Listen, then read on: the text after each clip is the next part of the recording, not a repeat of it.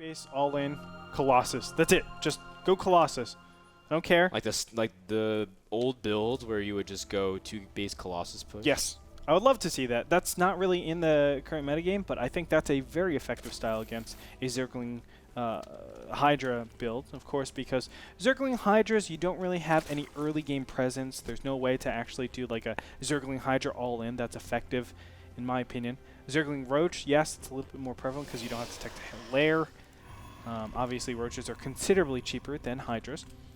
But that being said, I mean, Protoss can get very greedy robotics facilities, and from that, if they actually scout out and see, oh, my observer sees a Hydra den immediately and you're getting Hydras, well, I'm going to throw down another robotics bay. I'm going to just get 3 Colossus and push out and almost do like a Squirtle-style push that we see in PvT. Yeah, where you go, you know, just enough Colossus to weaken everything to the point of almost insta-giving them, and then every engagement you trade really good because you just poke with the Colossus, and then you can't really hold from there. But we haven't seen that kind of build in a very, very, very long time, especially in PvZ, because a lot of people can deal with early Colossus pushes very early, especially if you go for like a quick Roach match, because you can't ever get a good position. That's true. Speaking of which, it's also in Tomb Valley, which is a little bit hard to kind of fight for position unless you come in from, I guess, the left side against Bly. But even then, it's still kind of risky because there's lots of surrounds and counterattack paths. And oh, look at this, though. Andre, what do we see? Bly do you see what I see? Bly being Bly. What do you want? Bly saying it ain't no thing but ain't a no chicken thing. wing. Ain't no thing but a chicken wing. He's just going to expand in your expansion. He doesn't care, man. Yeah, it's just like is he gonna run by his Zerglings again this time, though? Like, I mean, last time he did this. Yeah, and he canceled his hatchery. Yeah. What I would love for him to do is cancel the hatchery, move it up onto the high ground, and then do like a Roach all in. How sick would that be, right? That's what Haypro did.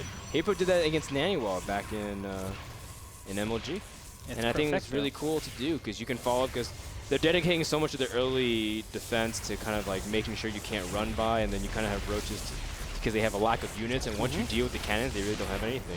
In fact, I remember when Naniwal lost, he didn't rage quit. He just said, "Dude, this is a sick build," and he said, "GG," left the game. And when Naniwal says that, I think you're in good shape. You're in very good shape. I mean, that is so scary. In that position, you have to pull like 7 probes just to kill that hatchery, and that's quite a bit of an investment. You know, if you're wrong and the Zerg is actually macroing behind that, that actually puts you considerably behind. So. Important things to note, but for now, the gateway is up, and a good defense overall, I think. Let's go ahead and look at everything. Income tab showing 19 to 24, so definitely Protoss is ahead. Even with all the injects, you can't keep up with 2 chrono-boosted nexuses like this. Yeah, I mean, his hatchery is pretty delayed. Is he going to go? I mean, he could go for a 3rd hatchery as well, but that would be very un-Bly-esque. No, and really you can't do early 3rd bases. I've learned that very, looks very like he is, fast. though. Yeah, he is. And you know what? Technically, your experience isn't what Bly's experience is. Yeah, that's true. I was gonna say you can't until you actually get metabolic boost. You need this for quite a long time. But I guess, I mean, he's gotten the gas for quite a long time, so he can actually substantiate this move. The main reason why you can't really do these builds is because you can't get creep connected that well. You don't have a lot of mobile forces, and zealots are just so powerful. And if you want to get early Roaches, you have to kind of like blind counter that. You have to go there, and if your opponent doesn't do something like a 4-gate, then you're so far behind in economy.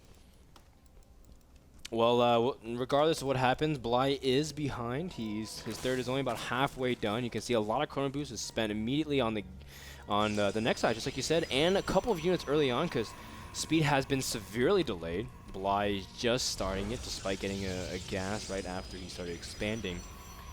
And as a result, a lot of map control, even though it belongs to the Zerglings, could hypothetically belong to the Stalkers since it just moves out. And with that, oh, I like this decision from Crane. He's moving out as if he wants to take a 3rd Nexus really soon. Wow. And I would like that. I would love that. I would love it a little bit more, Andre. No. How dare you, Frodan? I'm a loving person. No, you're not a loving person. I care. I care a lot. You don't care about anything. I do. And you know what? I care about this 3rd Nexus. Oh, gosh. I care about this Overlord. That's about to get Frodan! We really are casting partners. You can see that at this point, the 3rd Nexus goes up. Now, Bly cleverly has another Overlord in position in case he wants to spot it, but Yep. It's very clever, actually. It's so important to actually have your Overlords in position like this. You can be punished so many times for not having this type of consistency and, I guess, due diligence to have everything up in position.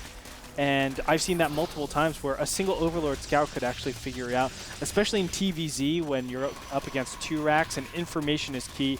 That's when it's really, really super important. But for now, Bly is really happy, actually, to see that third base. He's like, oh, thank goodness.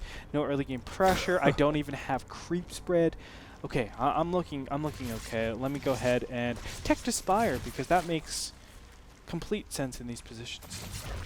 They don't. Well, you know, things that make sense to Bly doesn't make sense to us. Bly's ways are not our ways, man. That's what I've picked up throughout these qualifiers, and that's actually really cool because Bly still makes it work. And to be frank, Crane it just feels so uncomfortable. He's doing things so differently than other Protosses as well. Look at it, he's getting Hallucination and Robotics and Twilight Council, 3 different avenues which you can kind of travel towards. You can get Blink and kind of go for a Stalker Sentry army, but when you get Hallucination, it kind of means you want to keep your sentries. But when you go Robo, it's like you kind of want to get heavy hitting units. So he's getting everything, man. He's getting everything, man. Wow. You know, I have to be a little bit critical on Bly, even though, I mean, he proved me wrong last game considerably.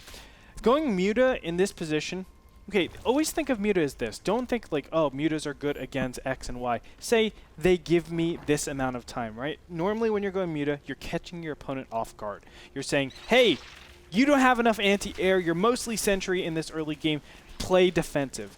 But when we have Crane already doing such a defensive build, he's going to be defensive inherently because he's gotten such a fast third Nexus. So I feel like it doesn't make sense necessarily to go Mutas in this position, although obviously they can always be powerful. It's always going to be based on how good the holder is, right? It's how good you micro. What are your decisions with this? Obviously, Crane can mess up, but I just feel like the optimal way to actually use your gas in this position is to actually go Infester and play it a defensive route. That way you have this, you know, end game that you can go into where you go Infester, Broodlord. Yes. That's just my 2 cents for that. I can see exactly where you're coming from. Because he's being more defensive, I mean, these Mutas really shouldn't do anything, and they won't. So they run into this pack of Stalkers. And he's not going to really materialize a 3 base that fast, so the Mutas are buying time, yes, 2 minutes, 3 minutes, but he was planning on not pushing out in 2 minutes, 3 minutes. It's also like tricky because on Entombed Valley, your main can easily be protected by your natural on your 3rd. And there's also ways to force it because there's not a lot of dead airspace that even if you fly past the natural in 3rd and there's no damage, if he has stuff waiting for you back there, you'll take damage no matter what. And you can actually trap Mutas. If you remember Inertio versus Violet on Entombed Valley back in IEM Gamescom when it was ZVZ, it was one point where Violet just had an insane amount of Mutas, like 45 Mutas, and it just seemed like he could do so much damage, but it's very easy to get caught on this map if you're not careful. Yep, and right away we actually see these Mutas being able to catch the Protoss out of position. A little bit, does very minimal damage though.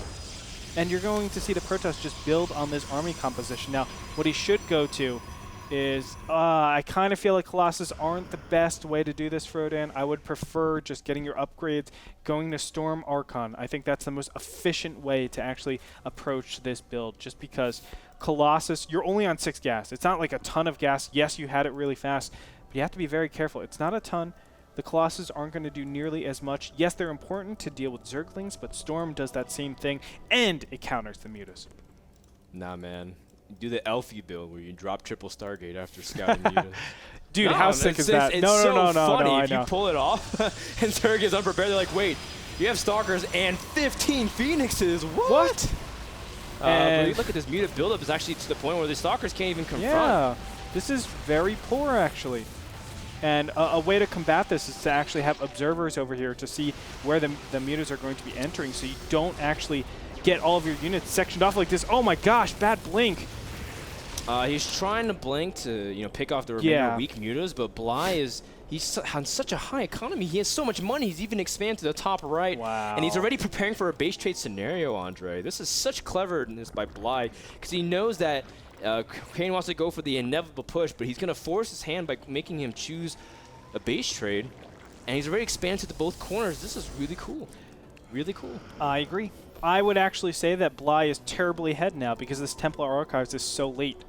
And really, it depends on when you get this Templar Archives that determines when you can actually push out. That's why for Zerg, a main priority is to actually find wherever that Templar Archives is and snipe it off. Oh! Stalkers want to help by getting rid of that gateway. And you can see at this point, Bly is just stacking the muta count, and the Stalkers are getting very low. Now, in the eyes of Bly, if he keeps the Stalker count low, it's just going to delay the push from Crane. Bly is doing an amazing work on every single one of these Stalkers. Wow. And every single shot, it's a Stalker taking the kill. sentries. Very key as well. Jeez. And Bly just doesn't care. He's just going to go ahead and dive whatever units remain. A lot of his mutas are very weak. But, I mean, Bly is just, he's going hard in the paint, Andre. And you're punishing your opponent for not getting any High Templars. I mean, think, if you're clumping up like this against High Templars, it's the most LOL game in the world. Yeah. The cannon is now going to be taken out. One Storm, Andre, would annihilate this Mutaflock so easily, but as a result, just doing so much damage. And Bly says, you know what? You really don't have High Templars. He's being very cautious because he's not sure if there's any High Templars immediately coming in. But at this point, Bly has been completely prepared this entire time. He's getting up his Greater Spire as well. 42 Lings in the process. And now starting to warp in some High Templars, but a little bit late to the party, Crane. No. Wow. And making it an Archon. This Archon's actually going to die pretty fast. Ooh, Yep, he sees it. He sees it. Wow. Goodbye. Adios, senor. And that's going to do it. Wow, with just down to 5 Stalkers. This is the remainder of his anti-air. He's got 1 sentry besides this, but 1 sentry can't confront 30 mutas. Frodan, Bly only made like 1 unit this game. He made Muta. Well, he made a drone or 2. Yeah. He also made a lot of Zerglings that are coming in to kill the 3rd. What is this? We don't see this, Bly. You make anything work as long as you can continue to pick apart your opponents. Crane's Colossus trying to come in to save the 3rd, but he completely demolishes anything in his path. And GG well played gets called out, and Bly 2-0s his opponent. And with 2 very interesting and unconventional strategies.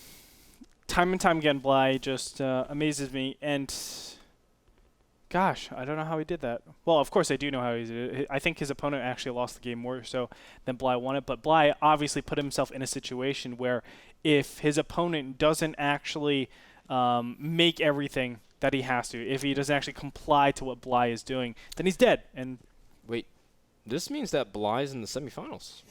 Wow.